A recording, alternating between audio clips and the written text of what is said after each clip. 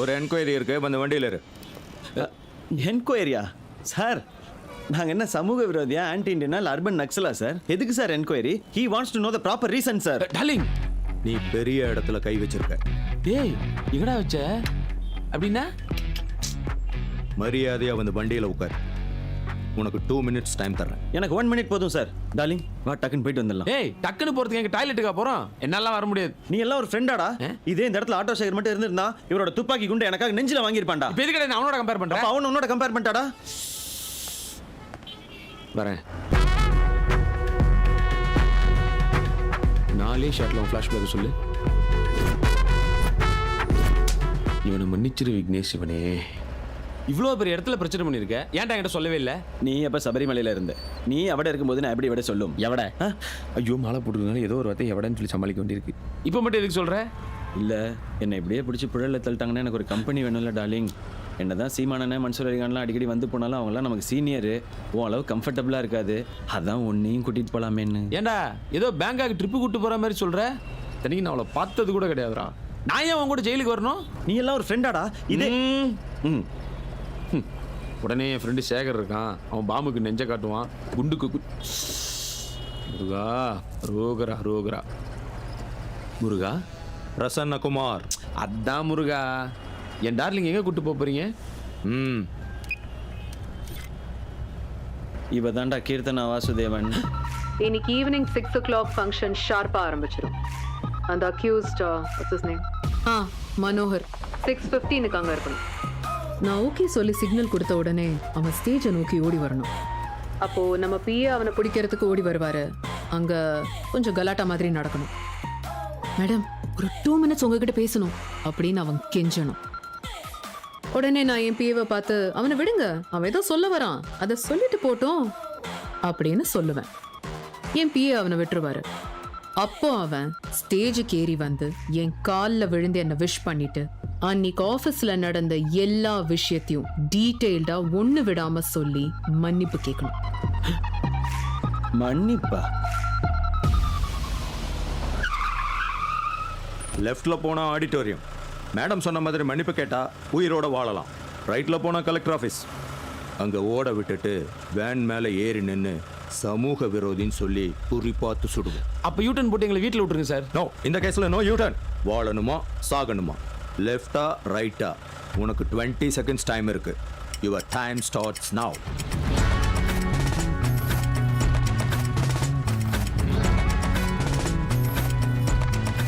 முருகா என்ன முருகா யோசிக்கிறீங்க? டக்குன்னு லெஃப்ட்னு சொல்லுங்க. இங்கிலீஷ்ல சொல்ல வரலாம் கூட பரவாயில்ல, பீச் அங்கேயும் தமிழ்லையாவது சொல்லு, சார் அட்ஜஸ்ட் பண்ணிக்குவாரு. சார் லெஃப்ட்லயே போயிடலாம் சார். ரைட்ல போ. ஐயோ சார், அவன் லெஃப்ட் தான் சார் தப்பா சொல்றான். ஏன்னா கையில ஸ்பெல்லிங் மிஸ்டேக் பண்றேன். அண்ணன் லெஃப்ட்ல அடிச்சு ஓட்டுங்க அடிச்சு. கேவி என்டர்டைன்மெண்ட்ஸ் கம்பெனி ஆரம்பிச்சு இன்னையோட 5 வருஷம் கம்ப்ளீட் ஆயிடுச்சு. இந்த 50th year செலிப்ரேஷனை ரொம்ப கிராண்டா செலிப்ரேட் பண்ணிட்டு இருக்கோம். As you all know, KV Entertainments is one of the leading production house in South India. கேட்கிறவங்களை பத்தி சொல்லணும்னா loyalty, dignity, morals, good human being and a good character. என்ன இந்த நேரத்துல எதுக்கு சார் இந்த விளையாட்டு? விளையாட்டுலடா சிக்னல் கொடுத்தாங்க, படக்கு போய் மன்னிப்பு கேட்டு. ஆமால. Please share few words with us. Madam டேய் ஓடாதடா, நில்றா. டேய் குங்கும சரியா.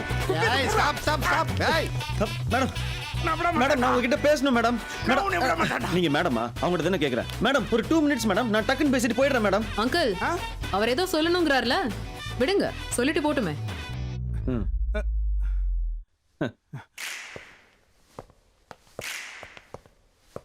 ஐயோ, தொப்புள் கொடி, மஞ்சள் கயிறு, அறியாத வயசு. டேய் அது ஷகிலா படம். அதான் பிஞ்சு மனசு. இவங்க நம்பர்லாம் வாங்கிக்கிறியா? மாட்டேன். ஏன்டா? Me too. எங்க அம்மாவுக்கு ரொம்ப பிடிக்கும்டா. ஃபோன் பண்ணி பேச வைக்கலாம்ல. உங்க நம்பர்லாம் கொடுங்க, நம்பி கொடுக்கலாம். மாலை போட்டிருக்கான். ஹலோ, நான் குழந்தையிலேருந்தே உங்க ஃபேனுங்க. என்னடா இல்ல நம்ம எந்தறாங்கற சீக்கிரம் கட்சி ஆரம்பிச்சிருவான் போலயே. இவனுமா? ஏன் நீ சேர போறியா? இல்ல சும்மா கேட்டேன். மேடம் மைக் கொடுக்க சொல்றீங்களா மேடம்? இல்ல நான் உங்ககிட்ட மன்னிப்பு கேட்கறது உங்களுக்கு கேட்கும், இவங்களுக்கு கேட்கும். ஆனா அது ஒட்டுமொத்த தமிழ்நாட்டுக்கும் கேட்கணும் மேடம். ஆமா என்ன நடக்க போகுது இப்ப? இந்த மாசம் சீரியலுக்கு உனக்கு கண்டென்ட் இருக்கா? இப்ப கிடைக்கும் பாரு. பாப்போம். என்ன ஏரியாவில் குழு ஊத்துறாங்களா? அடுத்த வாரம் வரேன். சிரிக்காத வா.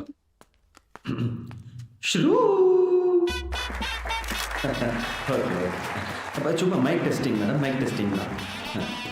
மேடையில் அமர்ந்திருக்கும் சோன் பப்படி தாத்தா அவர்களே, பாப் கட் ஆண்டி அவர்களே, காஞ்சூரிங் படத்தை ஞாபகப்படுத்தும் மதர் சுப்பீரியர் அவர்களே, கேப்டன் படத்தில் தீவிரவாதிகளால் கடத்தப்படும் சயின்டிஸ்ட் போல் இருக்கும் பப்புக்குட்டி மாமா அவர்களே, கள்ளக்காதலை கலோக்கியலாக சொன்ன டைரக்டர் மாங்கல்யம் ரவி அவர்களே, தேங்க்ஸ்ப்பா. ஏய் இது என்னடா பெருமை? சின்னத்திரை குடும்பத்தை சேர்ந்தவர்களே, எனது தம்பிகளே, தங்கைகளே, நண்பாக்களே, நண்பிகளே, என்னை வாழ வைத்த தெய்வங்களாகிய ரசிக பெருமக்களே. என்னை ஸ்ட்ரைட்டா மேட்ரிக்கே அழைக்கும் அங்கிள் லக்ஷ்மண் அவர்களே. Last but not the least, அழகா, அறிவா, திமிரா, திறமையா, கம்பீரமா, ஸ்டைலா பாலிவுட் ஆர்டிஸ்ட் தீபிகா படுகோன், பிரியங்கா சோப்ராவுக்கே டஃப் கொடுக்கும் நமது கீர்த்தனா வாசுதேவன் அவர்களே, உங்கள் அனைவரையும் வணக்கம் கூறி வரவேற்பது உங்கள் நான். கை தட்டலாம், நல்லா தட்டலாம். மேடம், நான் உங்கள் ஆஃபீஸ்க்கு வந்து உங்கள் பெர்மிஷன் இல்லாமல் உங்கள் ரூமுக்கு வந்து யாரும் இல்லாதப்ப நீங்கள் தனியாக இருக்கப்ப நான் உங்கள் மேலே கை வச்சிட்டேன் மேடம்.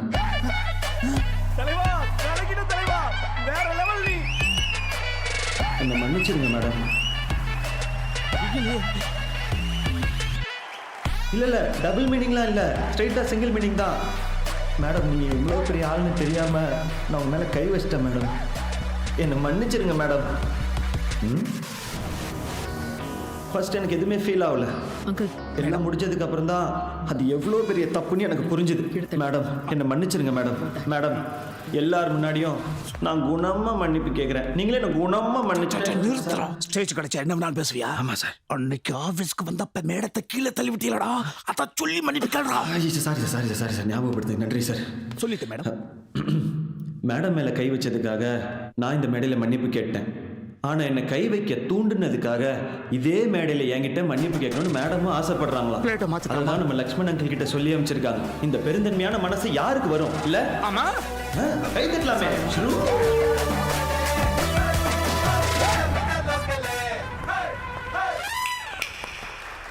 சிக்னல்ல என் பைக்கை அடிச்சது நீ, அந்த சீரியல் பொண்ணை வேலையை விட்டு தூக்குனது நீ, ஏண்டி அந்த பொண்ணை தூக்குன நியாயம் கேட்க வந்தேன்னா அடிக்க கை வாங்கினது நீ.